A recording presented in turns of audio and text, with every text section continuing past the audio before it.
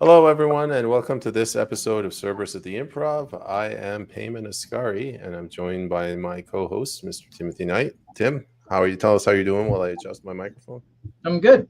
Today's another pleasant day. I went out for coffee this morning and I'm working on the Rubicon website, and I was playing with putting brands on drinking tumblers and just tech stuff and artsy fartsy little stuff to I was having some fun. Two questions. First, how can you afford coffee in this economy? Second, what is the Rubicon? So first, I don't drink, I don't smoke, I don't do drugs. I don't go on vacation. I don't drive a fancy car. I use regular gas. These are the same eyeglasses I've been wearing for 7 years. So you will not take my coffee from me. You just won't. There. The Rubicon Free Press is version 2 of a project I started on with a couple of other people 4 years ago now, I guess. And the idea is that we wanted to present an online news magazine that would give the commoner, pardon the language, but the regular user the ability to actually contribute to their own community news. So it's you write the news, you self-publish, and so we wanted to do that as a and to bring that to the people. And it's online now, and it doesn't have a whole lot of exposure yet, but it's a work in progress. I'm quite happy with it. We asked our co-host Andre to take a step down so we could get our guest on, and our guest isn't here. Our former co-host is. Hey, Andre. No, that man's at home gardening and he's judging me. No. IP ban him now. Yeah. Can you ban somebody from? I have no idea. I don't know. Maybe we should try this live. Kill the stream in the process. Yeah. Tim, we're just flying by the seat of our pants at this point. We are. Until our guest goes. But about the Rubicon, I think your timing might be right because people are walking away from X. What is that term? Turnkey totalitarianism. They've created these totalitarian structures, and they seem to have turned the key in the last few weeks. Oh, interesting. A turnkey totalitarian. Wow. So is there any money in that? Like, do you have to buy a franchise, or you just already have to be a stakeholder in? Like, is it like one of Zuckerberg's projects, or this is when I've over the years when I've surveyed social media platforms, what I find is each of them has moved into the marketplace, upwards of 15, 20 years ago now, haven't been able to capitalize on a unique feature of human behavior rather than a more broad, a broad spectrum approach. So, for example, Facebook started out, well, with, a small community approach, right, which was actually quite useful at the time. But then once the real money began to get into play, he began to realize that we can use the user as the data producer, right? So the user becomes a product and the primary customer is the advertiser. So that's the direction that you've seen Facebook move into. Twitter has always been and is still a knee-jerk, oh, there we are, a knee-jerk response. Yeah. So good evening. Good evening. I'm so zoomed in. That's okay. That's okay. Yeah, thanks. You got a big head. I feel better. Hey. All right. Well, I guess we'll do this again. I'm obviously Payman Ascari, Timothy Knight. We got a co-host, a guest co-host, Mr. Jason Dahl. Jason's a good friend of mine, and him and I have worked together on a couple of projects. Welcome, Jason. Good evening, everyone. Thanks for having me. Oh, I'm happy to have you here. Yep. Now I don't know how to. I'm the worst host. Let me fix my camera. Let me do the lead in, and then you guys can correct me. So some time ago, Payman and Andre and Doug and a few others, Arthur and Keith and Jason was in it a little bit afterwards. We're talking about the possibility of a inquiry type of discussion with the public and with professionals in particular fields, specifically regarding legislation. So conversations about who would we talk to about particular legislation that's been problematic in our culture, and how would we identify ways in which to address it and reform it at the grassroots level. So that's out of that was born the People's Parliament, and Jason came in the latter part, just on the edge. Actually, let me redirect that. It was in the development and conversation stage. Jason was introduced, and he immediately said, "This has to happen. It has to happen now. By the way, I gave you your first introduction video. Take it and like it." And boom, off it went. So that's what I've been impressed was Jason's ability to take his previous experience and knowledge and immediately integrate that into what is now a real legitimate opportunity to reform legislation. So that's how Jason got in the picture, and he's sitting here today to talk about exactly that. Yeah, I'm a producer, so there's a lot of little things to figure out, procedures, and make our own Robert's rules and stuff like that. But I just start hearing show. We're putting on a show. What does a show need? Put on a show. Yeah. So I'm kind of the producer guy of the People's Parliament. Yeah. And it's just such a fabulous idea. So many of our problems now are based in law or lack thereof, and we need to identify these specific laws.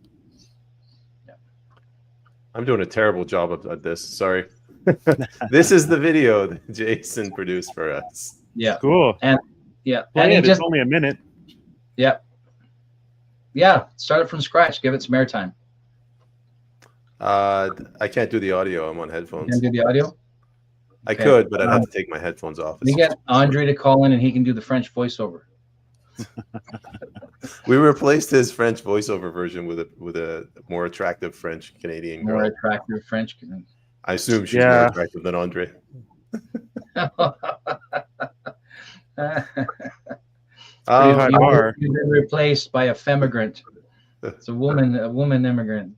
Replacement. Jason, why don't we make this official? Maybe if you could just tell the audience a little about yourself and then your volunteer work and what you do now. Yeah, okay. So I was in Ottawa for 30-some years. Had my band years in the 90s, and that turned into audio production. It's turned into film production. Had a studio in downtown Ottawa. And then the convoy came. And while that wasn't good for business, well, the city wasn't good for business. The truckers didn't destroy business. The city did. And I decided I had to be a part of it and went out every day with my camera and live streamed with my buddy who has lived up in the Yukon as super spreaders, and filmed every day, saw everything right up until the end, until the great horse trampling, and then started making a plan to get the hell out of Ottawa, because I don't think that's going to be the last time that's tried, and I don't want to be in the city the next time. So I moved up to Whitehorse. I'm in the Yukon. So I got a little more, I feel like I got a little more breathing room. Short summers though, whew. And yeah, so I do film production at Dahlhouse Studios. My last name, House Studios. People can Google me, and I make films for such esteemed colleagues as the National Citizens Inquiry and National Health Products Protection Association, and Matthew Arrett and Cynthia Chung. I found a good little niche. That's good. And now the People's Parliament. So you've taken a step down then. It's called adjacent. It'll pay off eventually. It's 2025. We don't denigrate everything. It's just adjacent. Failure adjacent. Yeah. Right? Adjacent Dahl. Adjacent Dahl. There we go. There's now. See, when you need to escape and get yourself a new Twitter handle, you've got adjacent Dahl. Yeah, I wish I'd thought of it sooner. So I guess now we're just in the phase where, much like any inquiry, we now need experts and witnesses. So call out to anyone watching. We're going to need experts on the law, whether it's provincial, any law that is identified as being harmful. So I guess not everybody watching knows what the People's Parliament is, because we just launched it a few weeks ago, right? We've only had one commission. How would you describe it? Like, if somebody asked you what the hell is it? It's He says, we "Didn't I should have just made do that trailer that was the People's Court version. Right. Yeah, I'm still gonna make that someday. Yeah. We So gotta start doing it, ruining ourselves. yeah. So I think everyone feels, any side of the political aisle feels that government isn't representing them anymore. Laws are being made to protect themselves and bigger interests, supernatural interests, rather than the people's interests, which is what it's supposed to be. So we need a people's parliament to go over legislation and propose new changes, ratification of new legislation and measures and regulations, identify the problematic bills. And we can do it ourselves. We're going to have to, because they're not doing it for us anymore. So it's going to be at first, monthly show with an expert who is brought in by the organizer of the show, and is questioned by the organizer, and then questioned by commissioners who make up the commissioner panel, and they'll put out a report later, which will be published, recommending changes to the law, revocations, etc. And the first one we did was on BC's Mental Health Act and forced care that seems to be happening all over BC, and I think all over the Western world. I've heard these stories. Once you get it, they try to. There's a push on to get mental health involved, and in almost every arrest, you're cleared for mental health, or you're declared you have this disease and that disease, start you on the medication train, and then once you're in the system, you have very few rights. Everything starts getting decided by a bureaucracy, and it's not even necessarily psychiatrists. It's Right. it's a bureaucratic process to decide how much medication you get, whether you can, move around, whether you're on this stuff for life, when you get cleared, and all tied in with the criminal court system as well. And they just bounce people back and forth and medicate them into practical lobotomies without any real oversight, except for one director, right? It's like the BC Privy Council is involved. It's a bureaucracy that decides how much medication people get for their mental health, and it seems a terrible, terrible system. Yeah, I don't know. Tim, do you want to go? No. No. Okay. I found that the BC Mental Health Act, it strikes me like, you know how the left hates the prison system? They just have this feeling that it's a money generating scheme by the conservatives, these heartless conservatives. But by taking people and drugging them against their will, the liberals, the left, they can say, "Oh, we're helping them. These people are mentally ill." So it's another way they're creating a parallel prison system. And this mentality of somebody is not in a normal or a balanced state bleeds into the bail system. It bleeds into the first offender and the young offender system, where that same liberal leftist approach is, oh, they've had such a hard life, let's not be so hard on them, or they're not going to issue bail for whatever reason. So, and sometimes race plays into that, and sometimes socioeconomics plays into that. A lot of the times mental capacity plays into these decisions.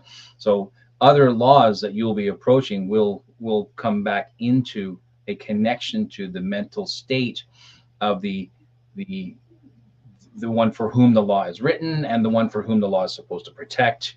And mental health is, I think, will continue to be, it'll be a recurring flavor or a recurring tool. Like I said, if in BC, the BC Mental Health Act, if their decisions are fully extracted from the actual justice system, that they have their own internal justice and the province's justice system does not engage or defers authority, how many other provinces are doing the same thing, and how easy would it be for the wrong person or the right victim to simply vanish from their own streets? Yeah, I mean, it must have happened to millions by now over the decades. And this whole idea of mental health, it's so crackpot itself, and so obviously for control. It's a relatively new thing, and it's really caught on, I got to say, with the kids when the city, started closing down the freeways, and media reporting that it was, a terrorist war zone in downtown Ottawa during the convoy. It shut down my home recording studio business, basically. I mean, most musicians are pretty lefty, so they didn't want to come downtown and record, or even if they weren't, they thought it was dangerous. So I ended up having to go back to working in kitchens for a year after the convoy. And so I'm working with really young people for the most part. And they would just randomly break out into kind of these social battles over how many mental illnesses they had. And they seemed oddly proud of it. Someone's saying my anxiety and stuff, and then say, oh, no, I got ADD. And, oh, no, I got this, I got that, I got all these pills for this and that. And the whole place would erupt in this kind of battle of having the best mental illness. When for the most part, and some of them were weird, but just a bunch of kids, as far as I could see, they're getting poisoned by some of them taking half a dozen drugs a day, and proud of it. There's this kind of like Munchausen thing where that's right. Like, you're like, I've got the illness, and everyone take care of me, and of course this led to rampant I can't work today, my anxiety and stuff. Like my first act upon showing up was to ask who wasn't coming in, so we could plan properly for the evening, right? And this, I think, is just one restaurant, but from what I've heard, it sounds very much like the universal working experience for the young now in kind of retail and normal blue collar jobs like that. Can I share a 2-minute video? Sure, if you can get the audio going. Yeah, we'll see here. I think you have admin access, right? I should. Tim, why did you give him admin access? Yeah, good move. Seems like a trustworthy guy. He seemed all right. Because I just made a clip that talks about this. He can actually kick you out, Tim. Thanks. Why you give these people ideas like that? Fine. I'm going back to my party. I'm busy taking over British Columbia. Okay, there we go. And we got to remove yours.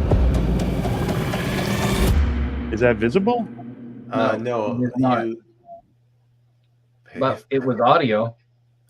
It's funny. I can see the video at the bottom, but not on the big screen.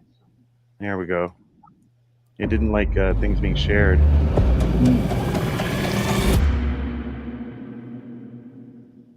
During World War II, John Rawlings Rees, the director of Tavistock, became chief of the psychiatric service of the British Army, which progressively involved more and more of the Tavistock staff.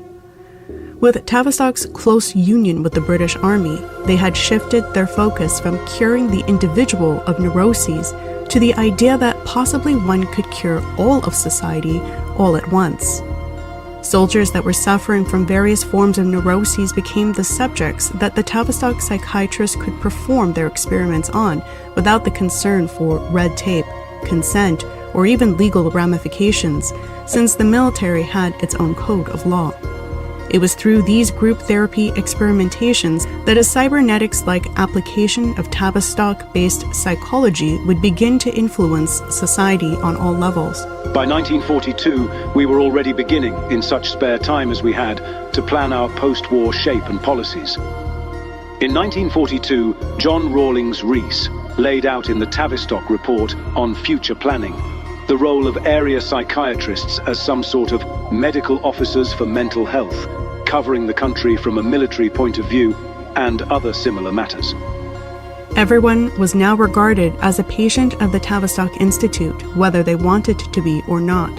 since the entire society had become sick and neurotic from the 2 world wars, and it was up to Tavistock to implement psychiatric policies that would affect all levels of society to ensure mental hygiene of its subjects. Mental hygiene was in fact a concept that was promoted by Tavistock and became central to the World Health Organization, which itself was founded by a Tavistock psychiatrist named G. Brock Chisholm in 1946, followed by the World Federation of Mental Health in 1947, founded by none other than Tavistock President John Rawlings Rees.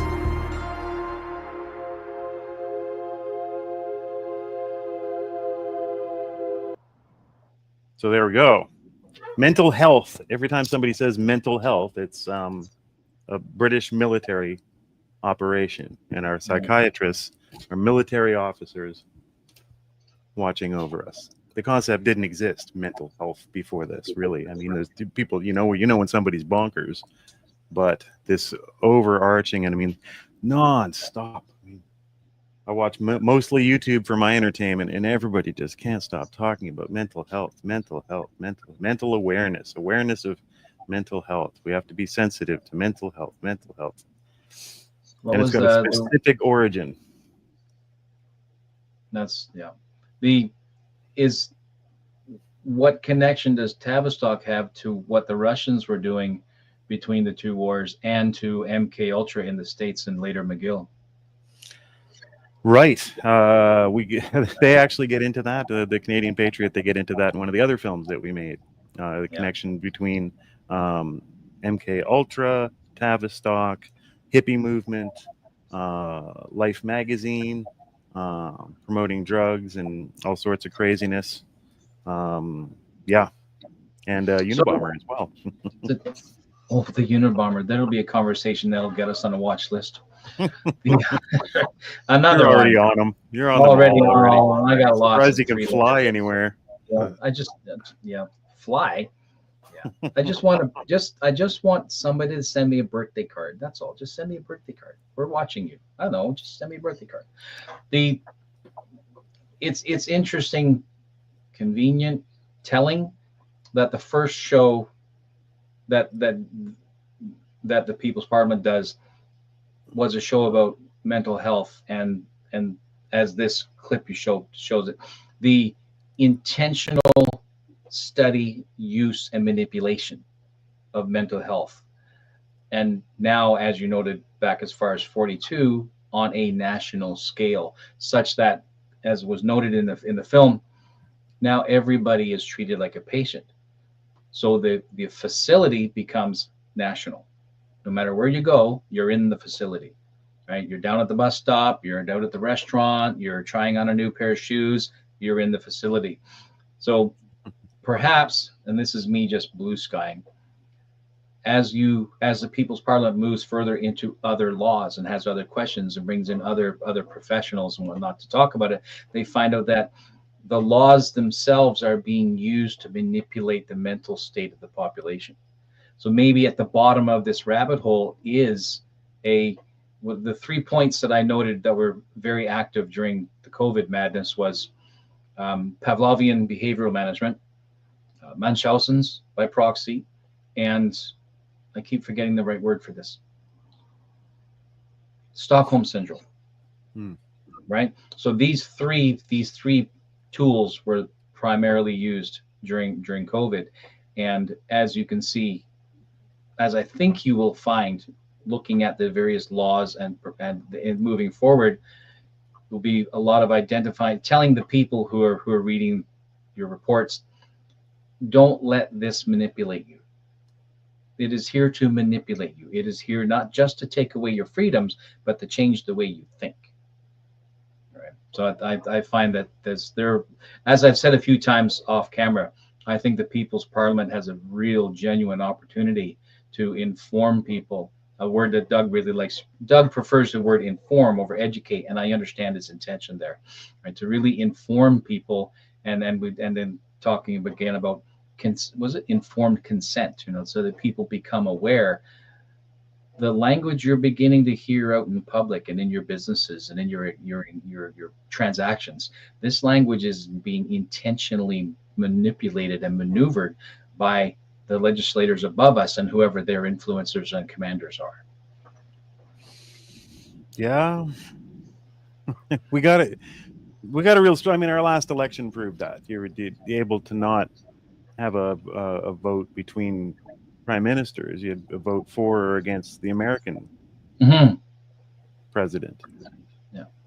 Manipulation of language is so heavy and obvious in that I mean, it's even taking away our ability to vote for a leader or a party here in Canada. We're becoming so inured to truth. So yes, informing, and I do like Doug's distinction between. Doug is one of the commissioners that we had on last time. Between informing and educating, because I think the word education has been destroyed as well. Yes. As another film I just finished proves, is that the British imperialists, Rhodes Scholars, Oxford crowd, have given us modern education. They completely took it over worldwide through UNESCO, WHO, this kind of stuff. Yeah. Whether you like that or not, that's it's up to you. I'm sure some people think that's a wonderful thing, but I certainly don't. So informing, that's the child is a blank slate, which is Dr. Spock in the late 70s and early 80s, which itself is born out of a softened form of MK Ultra. My parents had the Dr. Spock book. I wonder if that explains a few things about me. Yeah. Every parent had that book, though. We got a question / speech from Andre Maloche. Andre, bear with me 25 minutes while I read this. The left is not and was never there to protect vulnerable people, but to implement a socialist agenda to control all aspects of life, including medicating dissidents or people who don't comply with the official discourse.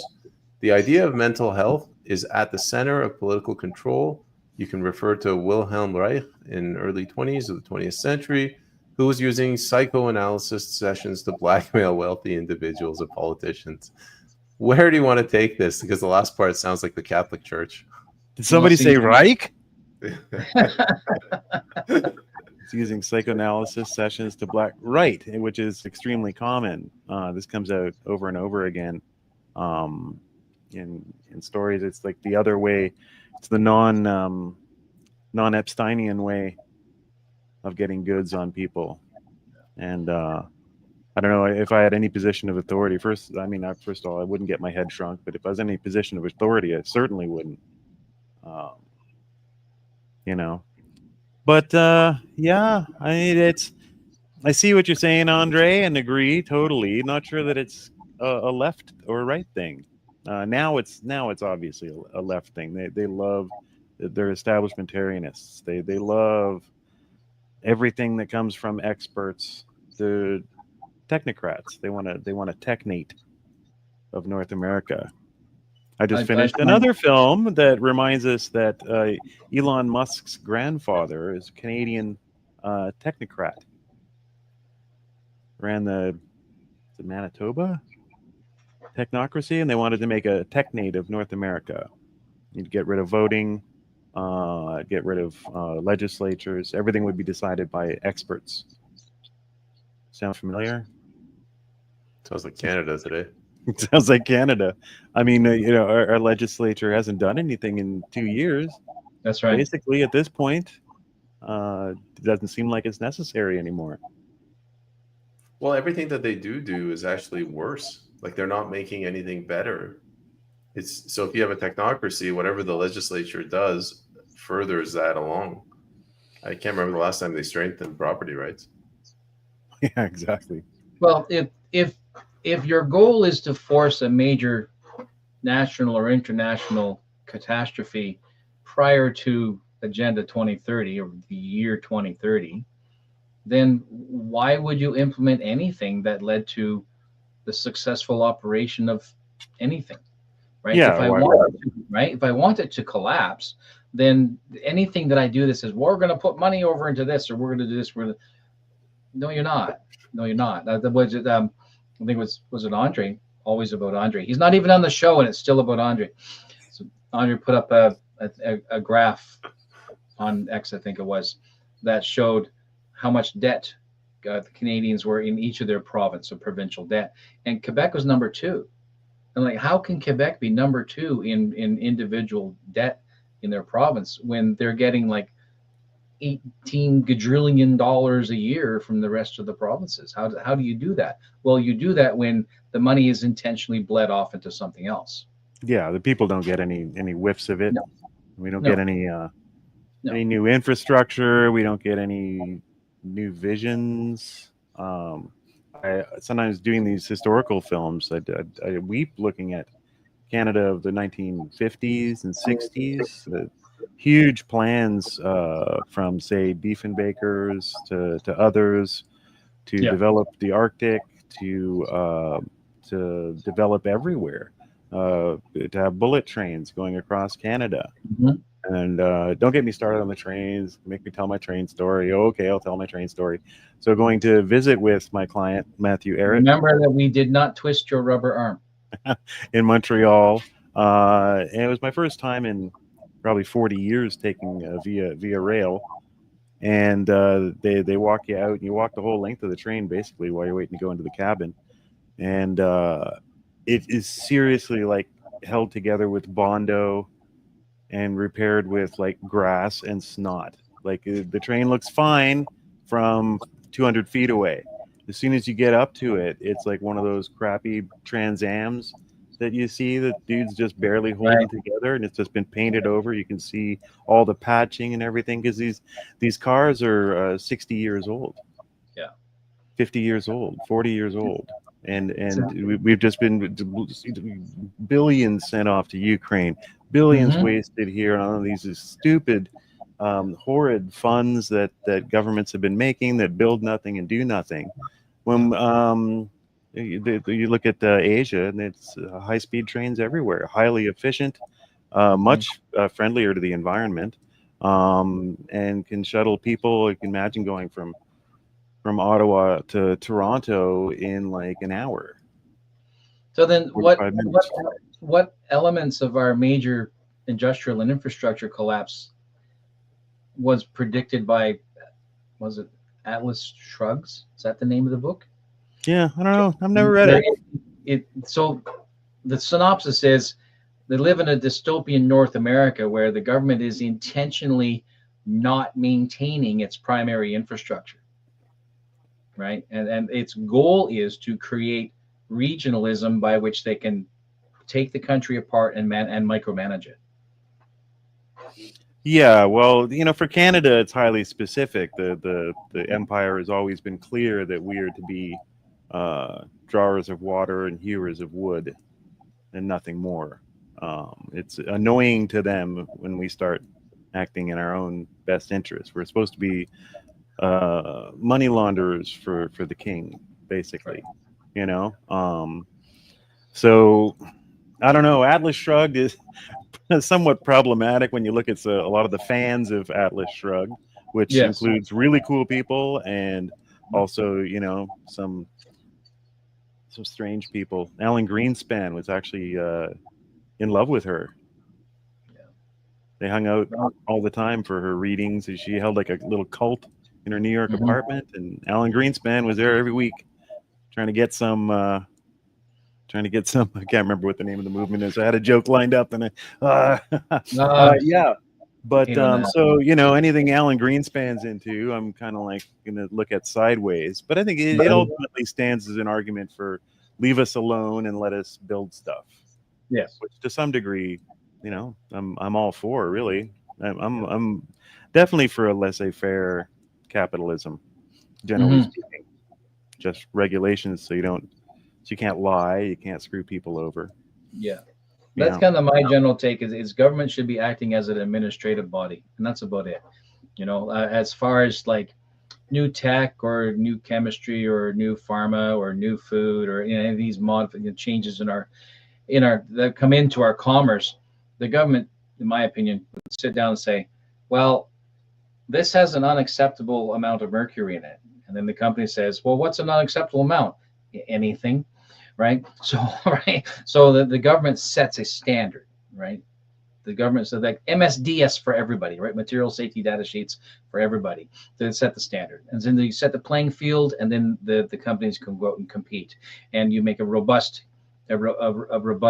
civil justice system so that any civilian who comes across this the wrong way, they have recourse and do process themselves. But to step in and micromanage human lives, that's problematic, right? So and so, yeah, a referee, not a bookmaker, right? So let the market play, prevent egregious injury, prevent that type of thing, and have a criminal code that you prosecute. I mean, obviously, right? people can't do things that are against the law and can't hurt people. It's really quite simple. And now we've just got a massive web of completely unnecessary regulations that are mostly self-serving for the industries they're supposed to regulate anyway. They don't protect us nearly as much as they should. They do, though. I mean, there are still agencies that do lots of good work to protect Canadians, but feel even they're being undermined. And you just have to look at COVID to see how any agency that would be interested in protecting human health rights or basic human rights, like the right to go outside, which is completely shut down. Yeah, strictly through narrative force. Yeah. This is a tough question. Either of you can try to answer this. Do you think there's any way that the People's Parliament could address any of these shortcomings? For example, we mentioned the trains are falling apart. The bullet trains would be great. Like, is there any way that we could look at a specific legislation and say this is how it's failing in Canada, whereas it's succeeding in Japan? I absolutely do, because this is just my perception of what a report would look like. Is you give a general synopsis of what went on, and then you look at it, and that your recommendations for changes or modifications to the law are in such a fashion that the average citizen who reads it understands it. It's not a big document, just a few pages, and they can take this to their local town hall and say, I want action on this, right? So that if something is local, that they can do something local. And if it is a provincial matter, that they can take it to their MLA and say, look at this report, I want action on this, right? So that you're not dumping 500 pages onto an MLA's desk, and the MLA just rolls their eyes and goes, well, another one of these people. That the Parliament has, the People's Parliament has an opportunity to give people actionable material. So rather than saying this is the Truth and Reconciliation list, which everybody manipulates, nobody actually does anything about, you give them a list of people, the list that says this actually can be done, but it requires the people to do it, and you need enough of you to speak up to make it happen. So that's what I perceive as a possible outcome, of what the People's Parliament is able to do. Yeah, the reason I had to stop and think about it was that within the format of the People's Parliament, we'd have to identify which legislation is harming those initiatives. So, I mean, I don't know what is in the way of, say, further infrastructure. What's in the way of building nuclear power plants? What's in the way of pipelines? Certainly is clear. We certainly got lots of legislation about pipelines, and it's certainly easy to have found why it became impossible to build what would have been incredibly beneficial infrastructure for Canada. There's certainly laws and regulations in place that hampered that, and I'm sure we could find some examples of that in for transportation and other infrastructure. Though I don't know. It just seems like Canada hasn't tried. I think the last time I heard an announcement about upgrading via rail was the 90s, and buying a few cars or something like that. It's just not talked about. It's not addressed in any way. It's just not a national priority. Building infrastructure, building dams to bring power to up north here and stuff. Whitehorse itself operates under a huge power deficit and needs more infrastructure like this. And it just doesn't seem to be part of the national identity anymore that we do this. We used to be pioneers. It used to be big talk. Like I said, Diefenbaker, they had plans to build these concrete cities up in what is now Nunavut, all connected by rail to Russia. And you had the Alaskan governor talking about making the line go all the way over to Russia. Yeah, and that was probably before the Avro was canceled. Yeah, so you're looking at similar Right. time periods, right? But I'm not going to remember his name. Bill, governor of Alaska, huge proponent for this, and he was still governor early 70s, mid 70s, and never shut up about it. And the Russians didn't either. The Russians have wanted that for 200 years. Right. And it's been possible for 200 years. And Russia has wanted it. They sold Alaska to America based on that idea. It's like, look, they're going to take it one way or another. Let's give it to them for a song, and then let's build a bridge. Yeah. You know? So it's just not part of our national identity. So specifically, we'd have to, as the People's Parliament, we'd have to find out if there are laws and regulations that are hampering these activities. But so for the pipeline, it's a really great idea, Tim, because the pipeline, that would be really interesting to see. I know some of my clients know people who are heavily involved with pipeline proposals and can speak to the frustration of trying to build big infrastructure here in Canada. So that's a good one. I'm going to take note of that. We're going to have to see if I can hunt anybody down for a talk about that, because that's something that really burns my butt as a Canadian. It's hard to identify what being a Canadian is, but I think one of them is pioneer spirit. Well, yeah, we're not afraid of the cold. Yeah, right. We're not afraid of the cold. Well, because that's where all the ore is, right? That's where the lumber is. That's where everybody's whining that China's got all the rare earth minerals that we're going to die without because we're making everything lithium battery based, and we're complaining and complaining that China has all of it. Africa has all of it, but guess who's having peace talks? Guess who's down there working with Africans? China. Yep. Well, we keep them suppressed and under military juntas and just send them, Sally Struthers money every month and think that's going to fix everything. It didn't? While the rest of it is here. We've got almost as much as China. We don't even know how much we've got, but we've certainly got rare earth minerals, which are going to become the gold of the future. And just sitting there, and Trump signed an agreement to start building a railway from America through to Alberta, up into the north to Alaska. That was in his first term. I've got the tweet. I've used it in a couple of the films, and now it's just dropped. Just dropped. Carney's making some talk about trains again, but we know how that's going to go. Can I ask Tim, a question to you? You mentioned a while back that they specifically designed the West so as to make it easily to control. I think everything is close to the border. Like when I go to Ontario, everything's more spread out. It's natural. That's right. Canada. Yeah. Could you speak to that? Keeping in mind that the way Canada developed was, 90% of our population is within 100 kilometers of the 49th parallel, and something like 80% of Ontario's population lives down in that one small triangle around the Windsor, Toronto Windsor corridor. By putting the train across there in that close to the 49th intentionally kills certain towns that you didn't want, right? And then creates new ones that you do want, or gives favor to the ones that you do want. So see, Canadian National Rail is working in tandem with the early Canadian government to determine the next 200 years based on where you put your towns, how you feed, right? I mean, we see this today because every time there's a new development in a residential area, the first gas station to go in, that Four Corners, blows up, right? How often do we see a new residential zone going up somewhere, and it'll be slow, it'll trundle along, it'll do its thing, and then the first time a gas station goes into the primary intersection, the whole thing blows up for 2 blocks all around it. right? And that'll happen within a 5-10 year period.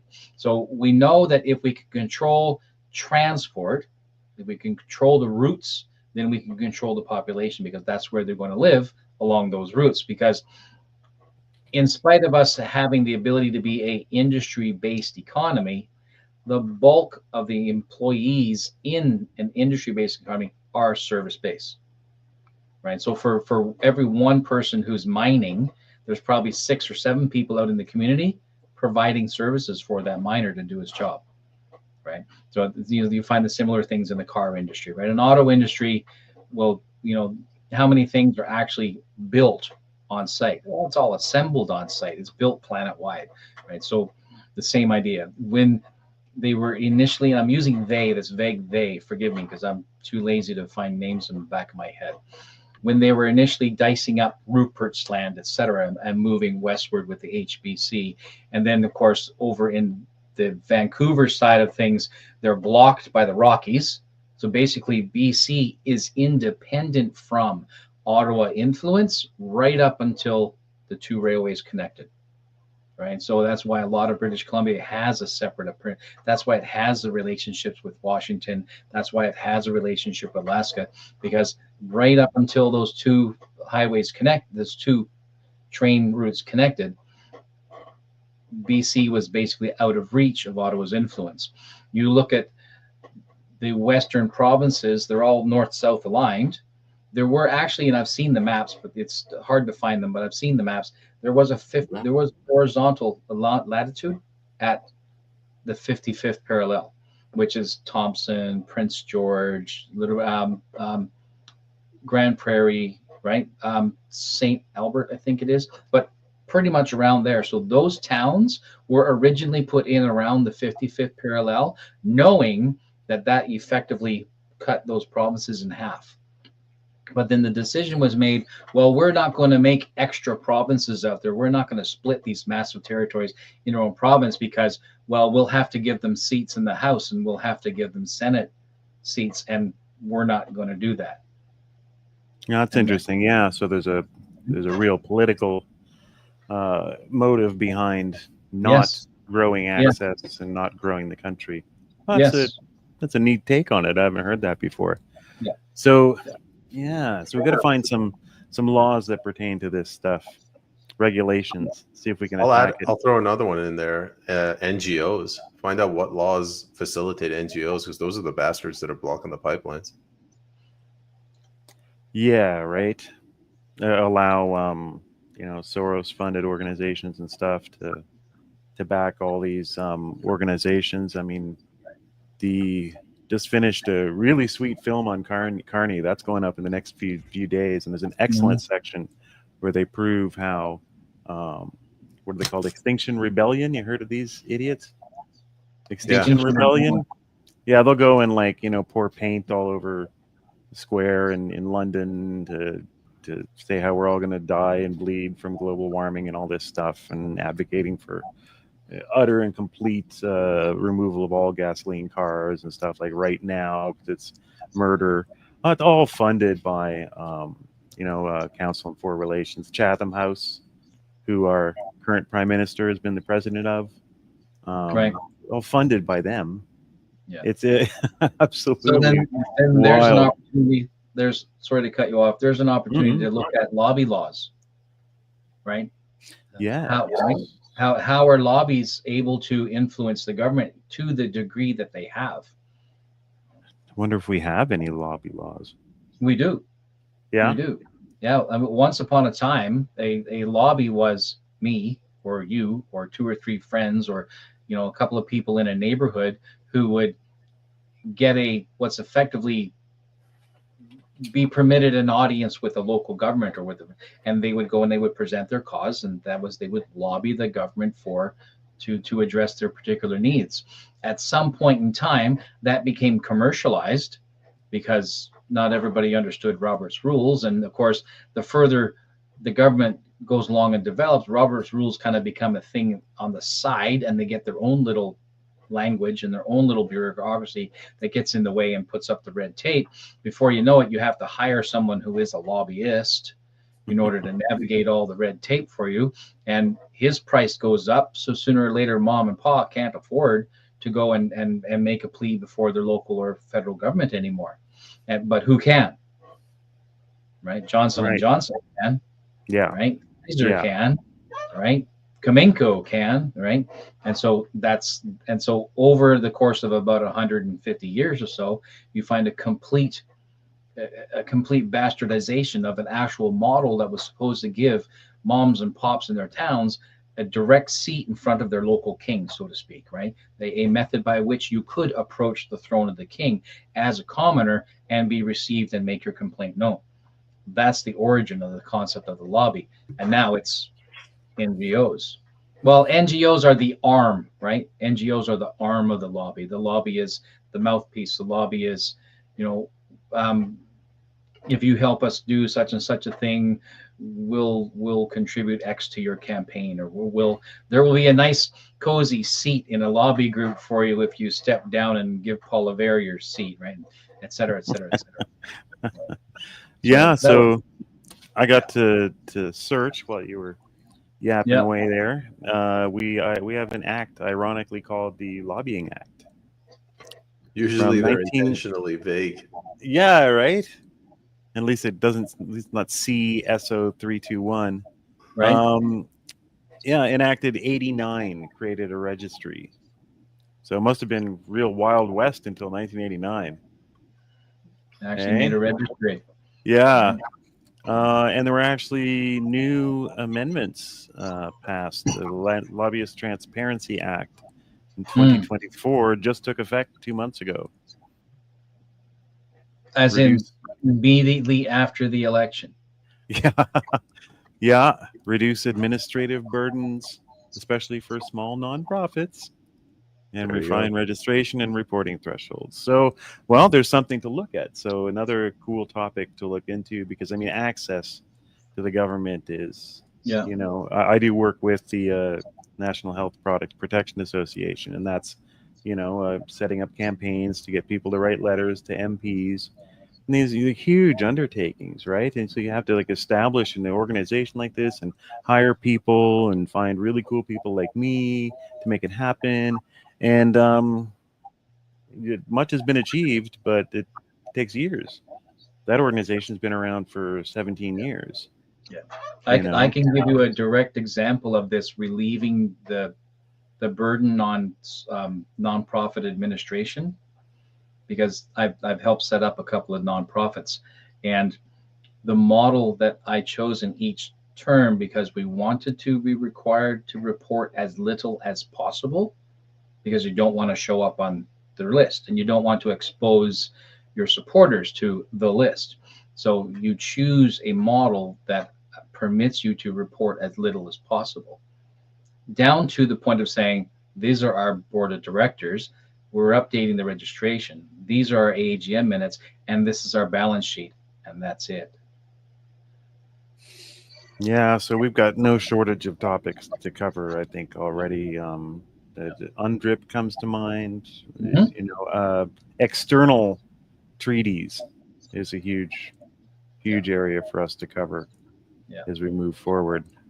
But hey, everyone in the audience, jump in there, suggest things that you'd love to see a committee go over and find the flaws with laws that are hurting us. Yeah, we have your Twitter handle at the People's Parl, PARL. So if any of you are on X or whatnot, follow. Oh, cool! Slap that in the chat for everybody. Yeah. And you're working on a website, I believe. Yep. So that's forthcoming as well. So this is going to become a real thing. This is not just going to be a one-off. Not just a bunch of pretty faces. We're so the website will be up, and you'll be able to join to get a newsletter, and at the very least monthly get notified of when the new shows are happening, and get notified of when the reports are coming out. So we'll have that site up soon, and you'll be able to get a newsletter. Wouldn't be more than once a week, I wouldn't think. And we'd only try to sell you merchandise every now and then. Right? So you put the call, no merch. Jason, you put the call out. I was going to ask Wolf to give some suggestions. He's very active in the chat. He is a big opponent of the Crown. Mm. I don't know if is there a Crown Act? The Crown is in the Constitution, though. Yes. Yeah, I don't know. They call us the Dominion of Canada for a reason. Yeah, we've just never not been. I don't think it needs an act. But yes, I mean, it's been in all versions of our Constitution. Yeah. Well, every time I stand in front of a judge, it's the Crown versus me. Yeah. I guess the king doesn't like you. Right. Let's go back to a question Andre had for Jason, actually. Jason, with your experience with several citizen organizations, NCI, NHPPA, bloggers, intellectuals, artists, is it possible to federate the People's Parliament and all of these organizations? Federate in the sense, in like the internet sense? I don't know. I can't ask him. Look. Yeah, federate in the social sense, I would take to mean that it decentralizes and you can't take it down, kind of like anonymous. I think what he means is there any way to have an alliance, bring everyone under one umbrella, working together towards a common goal? I would. I'd love to see a world where I've often spoken on Super Spreaders broadcasts about the NCI, the National Citizens Inquiry, should be a judicial arm of the people.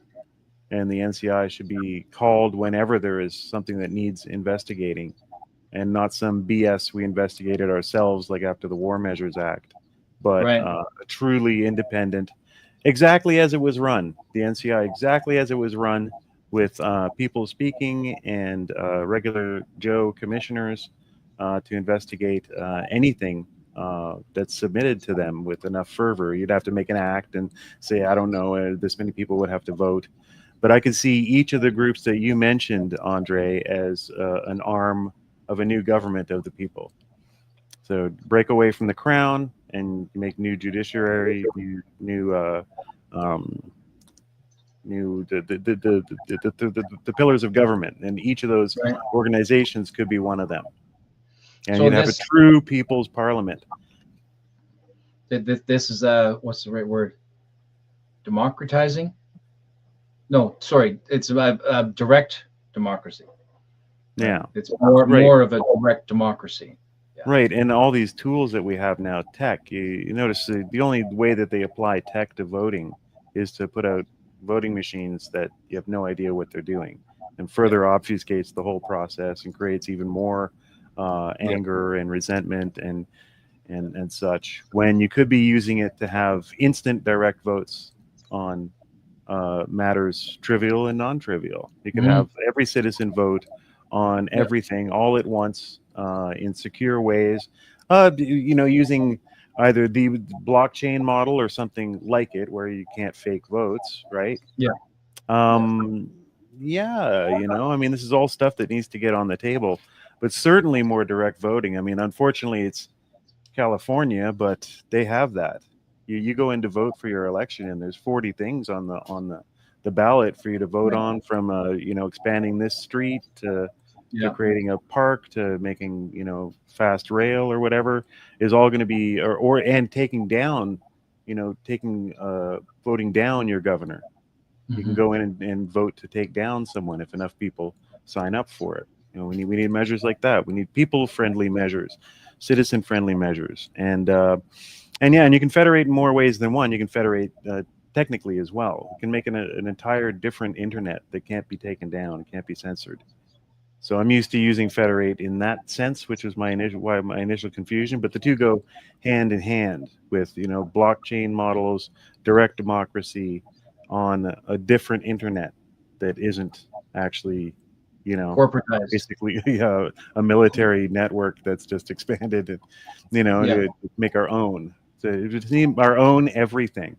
So a hell of a question, Andre, and that's what I think about all the time now. I mean, Canada needs to be restarted. We need to restart, and we can't be.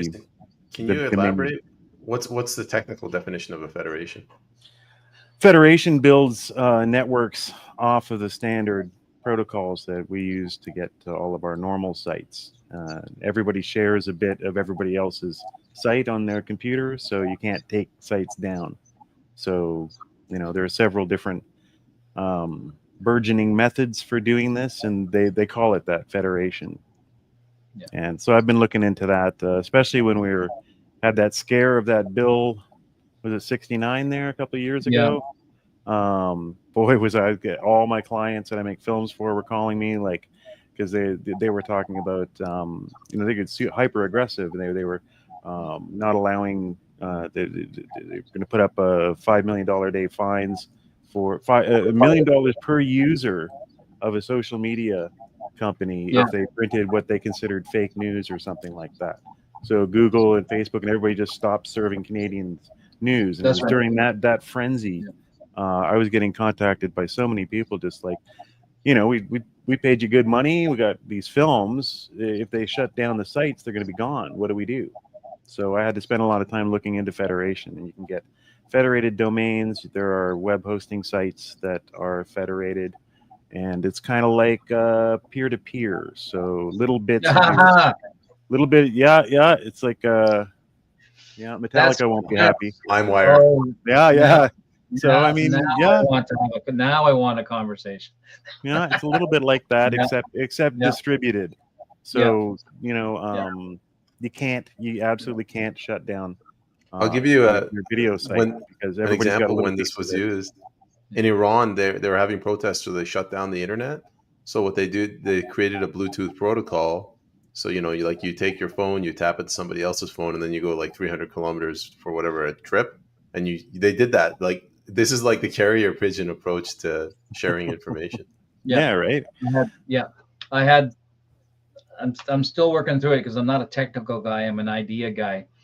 The idea where I would take some future version of the Rubicon, which is like an all-in-one new media era type device or website, turn it into this master app, take it off the superhighway entirely, and that you only transfer hand to hand using NFC, right?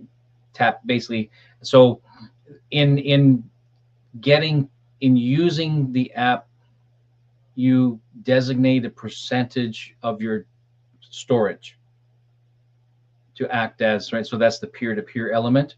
So that you fraction the entire system across the space, and the only way to transfer it is hand to hand. So that's your Iran idea, except what I'm doing is you're using the individual cell phone as a temporary storage device for the entire system. Interesting. Yeah. It's useful if Skynet ever takes over.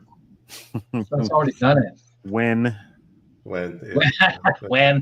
I mean, look, we're watching AI, just watching it now, and I mean, you're already at the point you really can't tell the difference talking to ChatGPT, and we're not talk about a law subject that needs to be discussed. I mean, got to get on this now.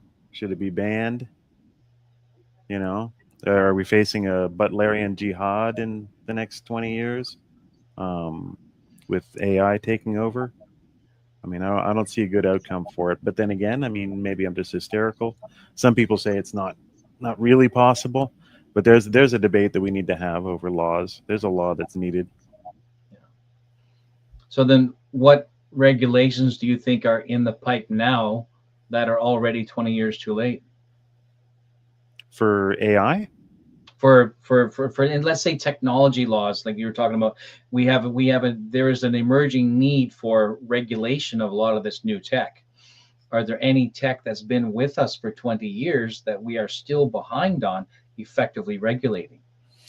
Well, we sure were with, say, genetic testing, where, so the irony, you had like unfettered capitalism and an opportunity to make money, giving people genetic tests to figure out their genealogy. Yeah. But then these companies go broke, and now your entire family's genetic code is freely available to anyone because no one's maintaining it anymore. That hits two Yeah. subjects. So there's an example of where the government didn't do its job on an obviously important issue that Yeah. everyone was screaming about when it came out. This could be bad. We did nothing, and here are the results. So there's the example of you do need to work on the world stage and across provinces. You do need a federal government. You do need some regulations, and you do need some laws covering things to stop dirty or unsafe behavior. And that was unsafe as hell. You look at, and I'm in there because my daughter did it. My daughter got her genetic genealogy done, and so that means I'm in there. At least 50% of me's in there. Right. You know, So that's 23andMe, wasn't it? And BlackRock bought it. and that should all have been heavily regulated, But it should have been monstrously said- regulated. Like Yeah. you can only receive the answer by registered mail, and like if anything gets shared, you're going to jail for 100 years. Like it should have been monstrously regulated. So AI is in that department, and I mean, so many things. You look at radiation with wireless networks and stuff. Britain led the way in researching the potential. It wasn't looking good. Potential long-term side effects of having this much radiation boiling in the skies. It wasn't looking good in the UK. It wasn't looking good anywhere.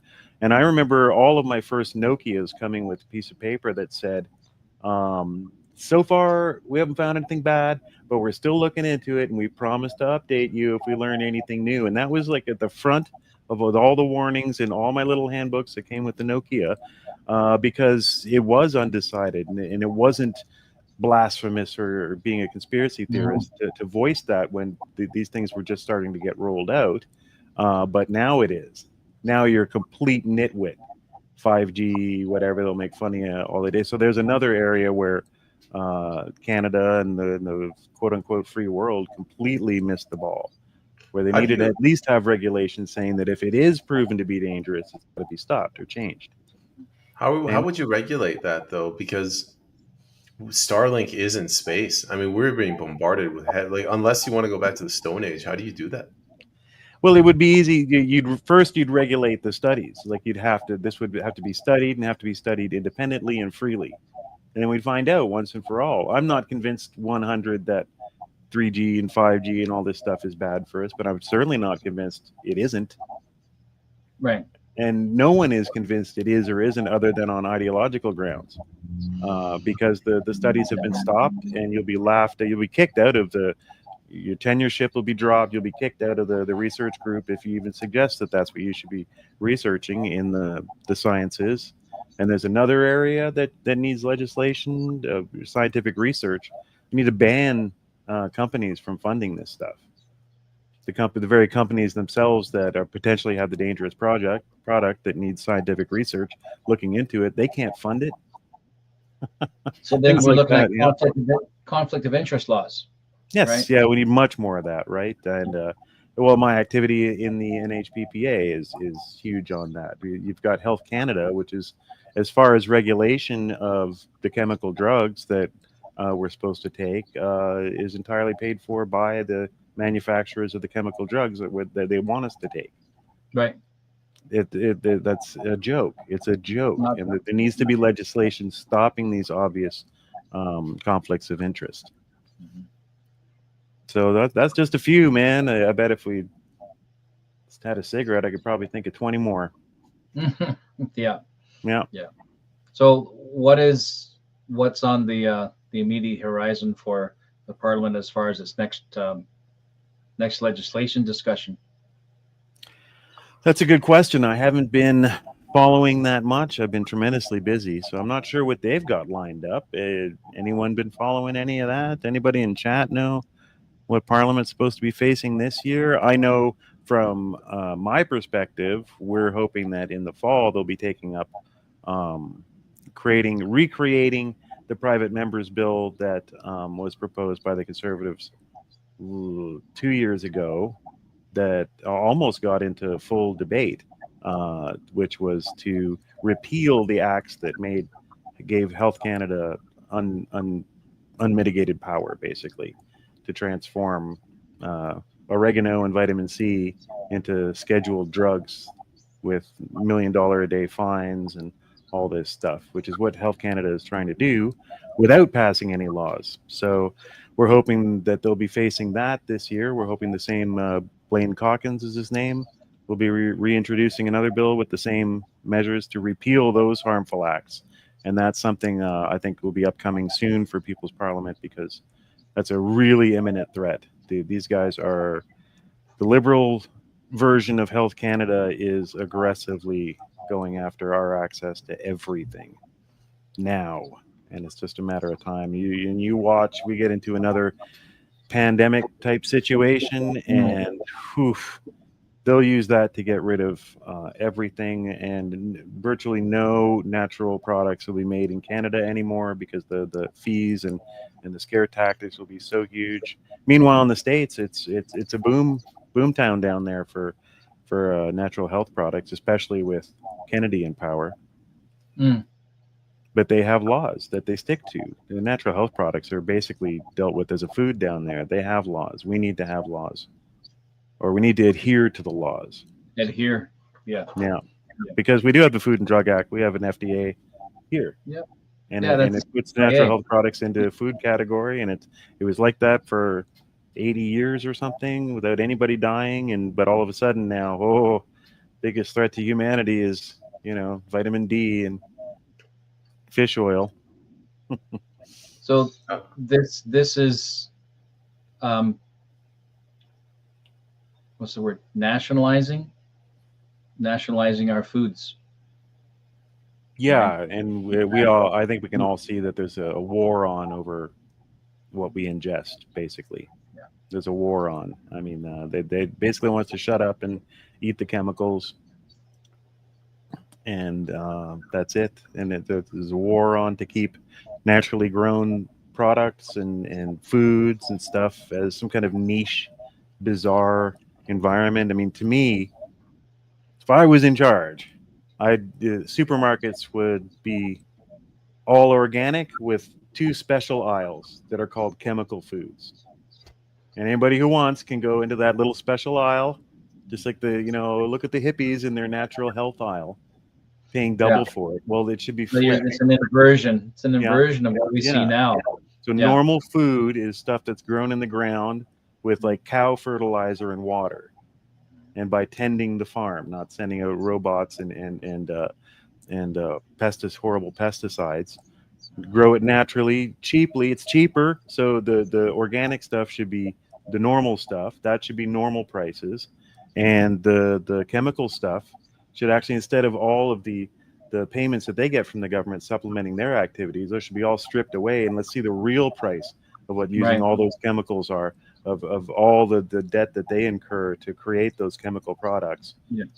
Let's put the real price on those, so that they have to make real profit. And those should be astronomically expensive and in 2 highly specialized aisles, hopefully with skull and crossbones on top of them. Chemical foods, knock yourself out. You could just have a big McDonald's sign in the middle. Yeah, right. Right. And I mean, we'd all still visit from time to time, right? I mean, I got to have a Pringle every now and then. It's going to sound horrible when I say it, but it's meat that melts in your mouth. I mean, the stuff's terrible for you, but it's not gonna, it isn't gonna kill you if it's just a treat. And then that's why it should be 1/10 of the grocery store, 1/8 of the grocery store, 1/100th of the grocery store, and then you eat the good stuff so you can eat the bad stuff. So I mean, there's ordering it online from an adult-only food source site and it'd be delivered in an unmarked brown paper bag. No, it's like the old porn stores where you park next to it and you got to like zip in. That's what it should be like with junk food. Yeah, those guys must have taken a hit, eh? The invention of the internet. Certainly don't see them around anymore. Although you do see them around. There's one in tiny little Whitehorse. It's like top of some crappy looking building, looks really seedy, but it's like it's still there. So like, why don't these people just use the internet? I guess people like it old fashioned way. Can't pay for porn with cash. I guess old fashioned is the new kink. Right. Guys, I want to go to some of the audience questions.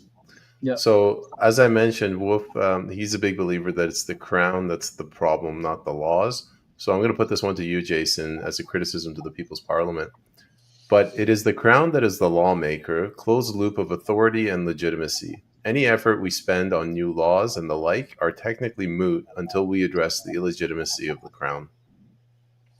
Personally speaking, and at no point anything I've said tonight represents the People's Parliament. That's an independent organization. I'm just here as Jason Dahl, loudmouth super spreaders. But I agree with you 100%. It's absolutely the first thing that we need to do. King gone. It's ridiculous. It serves no purpose whatsoever, and it's used and can be used to undermine our laws, and it's a national source of shame. We all know that America is a stronger country because they were born in fire and broke away from the queen and the king, right? So we need to do the same before we can have a truly independent national identity, and certainly an independent legislature, because everybody's like, oh, it's just, it's just a procedural thing. The king never intervenes. Well, you had He sure as hell intervened 2 months ago. how's that? Well, he came and gave his speech and said, this is the way it's going to be. Yeah, right. And obviously, Carney he's into this whole king thing, right? So we're probably going to see more of that. And it's always worth reminding people that in the 60s, I think it was the late 60s, they kicked out the Prime Minister of Australia. They did. The Governor General just fired him. Gosh, yeah. Wow. So, I mean, they're a perfect example of how what's supposed to be a symbolic leader, it wasn't symbolic that day. And the Governor General is the Commander-in-Chief of our army. It's craziness that's written down somewhere. And we just went through swearing in a new Prime Minister who swears his fealty to the Crown and to keep all things secret that are discussed between him and the King's Council, which is the Privy Council. Promises secrecy. I mean, these are just oaths from a different time that need to go, and you don't see anything like that happening in the States. And you can just look at COVID to see the difference between Canada and America. They certainly tried. The Liberal government at the time in America certainly tried. They tried to go sideways through OSHA to force everybody to take vaccines, but that got rejected. It just got kicked out. You only had a few radical states that did anything that was even remotely like what happened here in Canada, which was universal, uniform, completely totalitarian, and done with the snap of the fingers. Didn't matter how much we complained. Didn't matter when we drove thousands of trucks into Ottawa. It still didn't matter. Oh, well, no, hold on. It mattered. All of a sudden, it all ended.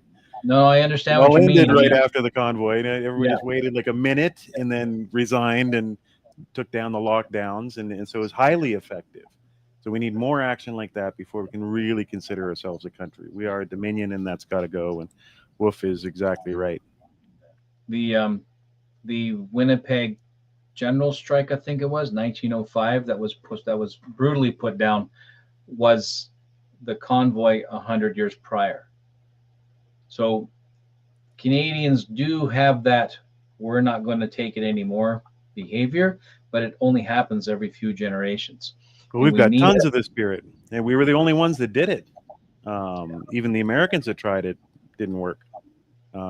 We were the ones that did it, and anytime somebody does this in the future, there's going to be Canadian flags on their truck and their tractor, and we're going to be remembered for it forever. And it's that spirit. Yeah. We've got the exact same spirit that America had. We have the pioneer, don't tread on us spirit, but in today's day and age, people all soft, living in, soft modern lives. They don't really think about that, the threat from the crown. They don't think about the threat of, they get distracted to think about, a fake totalitarianism when we need to break away. So, yeah.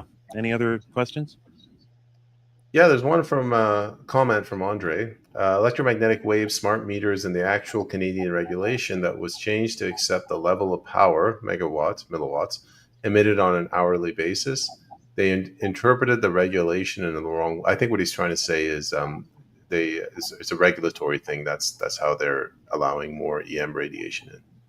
That's true, and it crept up, right? So they did allow, he's right. So a certain amount of power was allowed near, schools and this and that. And Right.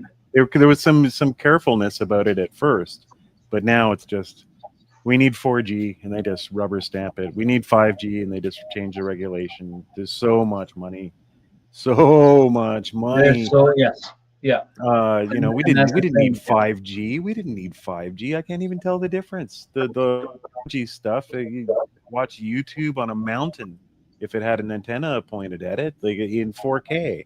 Like everything's instant. Messaging's instant. Web pages are instant. We didn't need that. They just needed.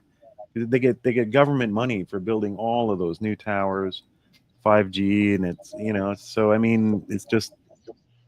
They just changed the regulations to allow it. There's just too much money on the line.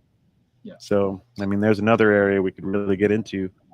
If we got subject matter experts, anybody know subject matter expert? They had a really cool lady at the Edmonton National Citizens Inquiry who's never let up about this and very informative about the EM radiation stuff and the risks to health.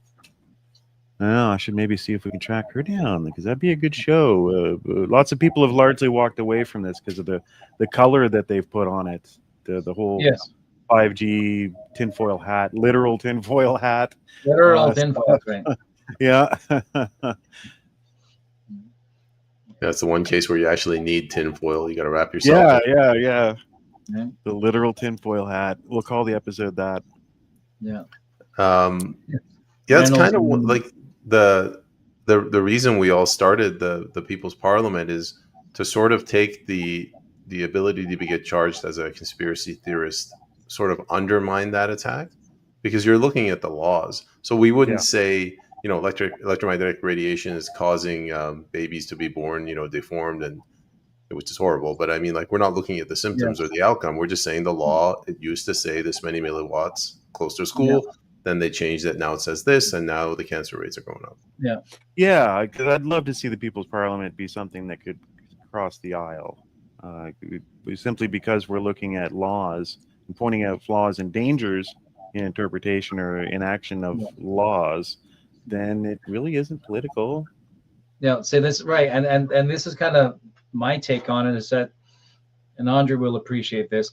You're stripping the pathos, right, the emotion that happens, the theatrical event when everybody goes, oh, it's a conspiracy theory, and you strip the pathos out of the conversation and you stick to the logos. We're talking about law, right? So there's no emotion in this. There's no adverbs and adjectives in this. This is the law. This is where it was, and this is where it is. And now sitting on the table is another modification coming. We know the other stuff because it is empirically in front of us. That's why it's such a good idea. Yeah. Whoever thought of this deserves a medal.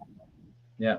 That's Payman thinking he was going to go and write a new constitution.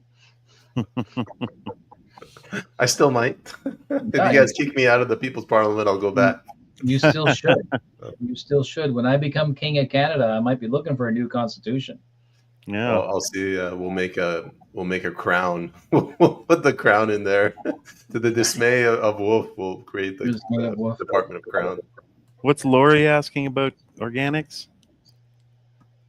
I'm not sure if it was ever organic in its infancy or was whispered to the right people to be co-opted movement. I don't know if organic food. She means natural. No, a natural movement. Oh, January 6th. January 6th. Oh, sorry. Okay, I saw organic. I thought we were talking about food. Yes. I have another question. This is another one from Andre. Let me just bring it up. He wants more clarification. So, Jason, the People's Parliament would propose laws, amendments, and whatever allied bodies, and then allied bodies like the NCI, NHPPA would be responsible on the executive side.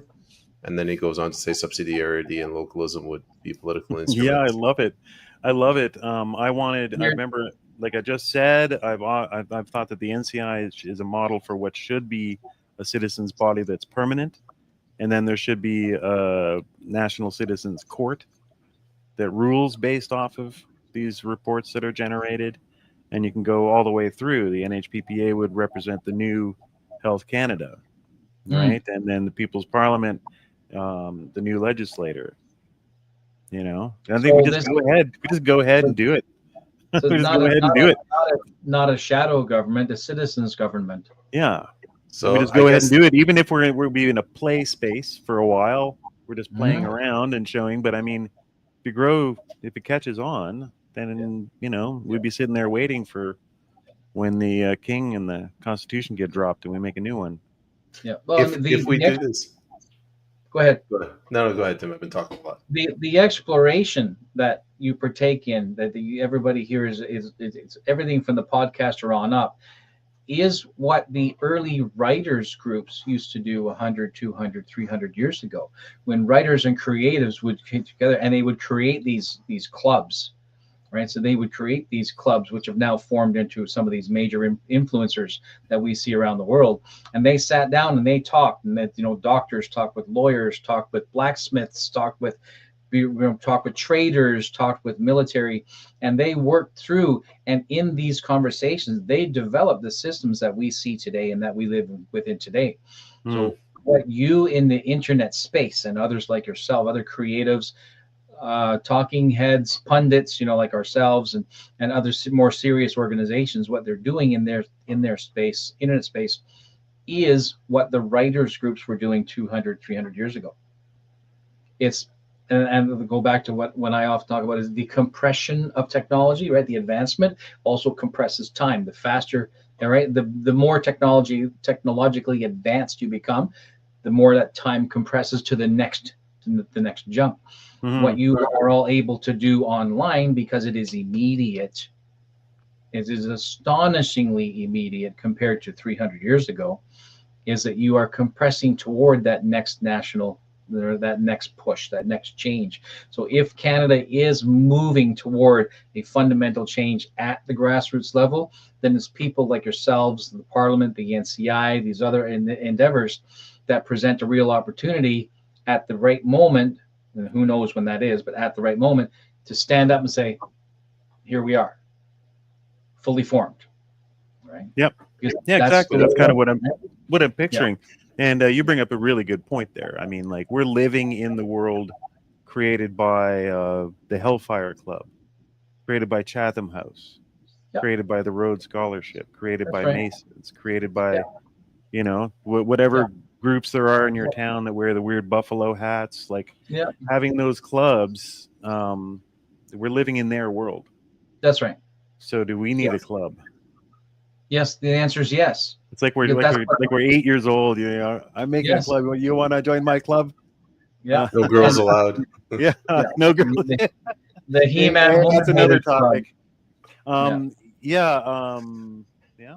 guilds. See, Andre's right. We're going right back to the early Middle Ages when the guilds first began to form, right? The guilds are the precursor to the major banks. Yeah. And the major trade organizations. So what's to stop the work that you guys and girls are out there doing? Yes, Sue, it includes you. Don't feel all bent out of shape. Right? That the work. If you're a landowner, right? If you're a landowner, the word now you got her triggered. They're gonna hear about BlackRock and Carney for the next 30 minutes.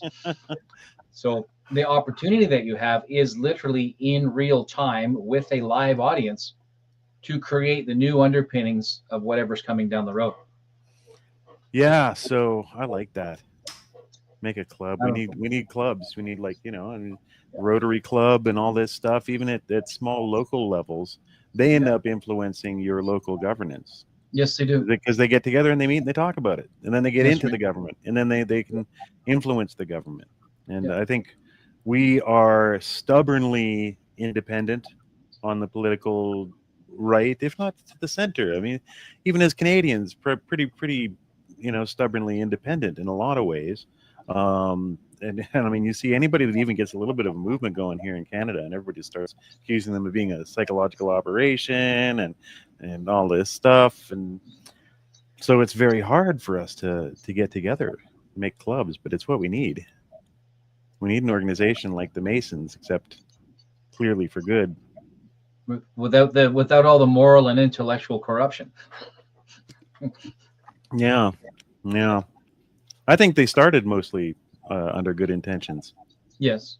Yeah, I think it's just they had splinter groups that broke off, but I mean, for the most part, they did a lot of good in the communities that they're in. And certainly, day-to-day Masons are good people. Yeah. Yeah. And these little structures that you talk about, they've been part of our culture for thousands and thousands and thousands of years. How many times we hear old stories about the old men of the town hanging around the well on market day, right? So what happens is somebody comes up and says, "Hey, you used to have this over there," and yeah, I did, there, young fella, way back when. It's okay. Don't talk too much yet. I got a problem, right? So then the young men would come to the older men in the community, and they would hash things out. They would ask questions. The older, wiser men would give them answers and work things out. The women in their communities, they were doing very much the same thing. And so these early groups gathered around in the marketplace. They gathered around in the well. They gathered around in the public house. There's a reason why they called it a public house. It was because it was a house. What do you do in a house? All you do, you make, right? You live, right? You live. You organize the success of the house. So, and what you guys are doing with the People's Parliament, what Sue does with her show, what we're doing with Cerberus, are modern examples of the chrysalis of that. Whatever's coming next will be born out of this technology and born out of, you said pioneers, born out of that pioneer spirit. So whereas if you stood on a street corner and said the things that you wanted to say, people would give you the hassle. But you can come on the internet and you can market to the niche. Right, your the internet. The beauty of the internet is what I call mass marketing to the niche. Right, so you get enough niche in enough local, and then you can make something happen for real. And the People's Parliament has that opportunity because you're going to tell people this is the problem with the law, this is where it is, and this is what we would recommend. Now you guys go and do it yourselves. A good start for everyone that's interested in populist politics and is watching this show and likes the idea of this. The first thing that anyone can do is go get involved in your own local political organizations. Yes. You just start going to meetings and, maybe folding chairs and stuff for a few months and stuff for these meetings. Yes. But just by attending regularly, you'll eventually get promoted. And you start working with the agency, start getting invited to meetings, start getting voting rights. This is what the far left have been doing, very structurally, very organized way for 80 years. This is why we're waking up to what the hell's going on, because every municipality around Canada has been infiltrated. And this isn't some vast conspiracy. They've just been far more politically active, a far better messaging system, taken over schools, taken over the media, and taken over local ridings. And now we're starting to fight back, and it doesn't take long. It doesn't take long. So, you've got local versions of the federal parties in your riding, and just have meetings every now and then, not even that often, until it's election season. That's right. It isn't that much of a burden. So, I mean, that's what we should all be doing. I'm signed up for mine, but it's Whitehorse. They really don't meet until there's an election or some kind of big deal. There just isn't enough going on. But you sign up with your local organization. Yet there is a People's Parliament theoretically in Canada, and it's not going to change if we just watch. Yes, that's right. So in the meantime, while we're spinning up this alternate government, everybody watching should find out where their local riding is and go and help out and try to influence it. Yeah. At least you can, if it's all like super liberal, you're in Toronto watching, and some crazy local riding, or some poor depressed Conservative Party riding where they haven't won in like 40 years. Go join the Liberal one and see what they're up to. At least report back. Right? Go be a fly on the wall. Yeah. Yeah.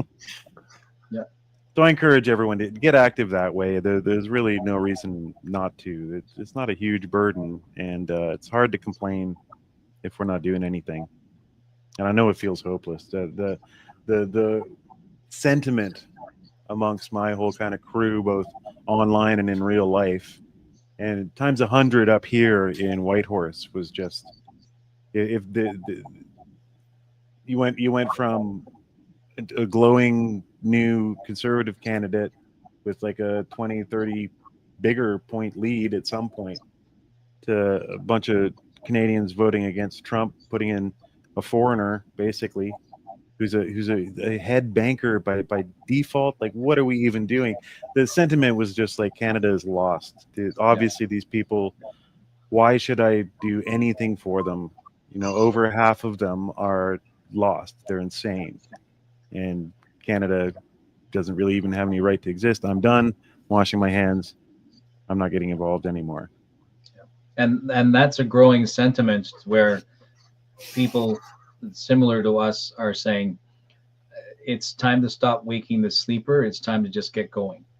Things need to be done. It's time to do the doing and stop sitting at the horn, right?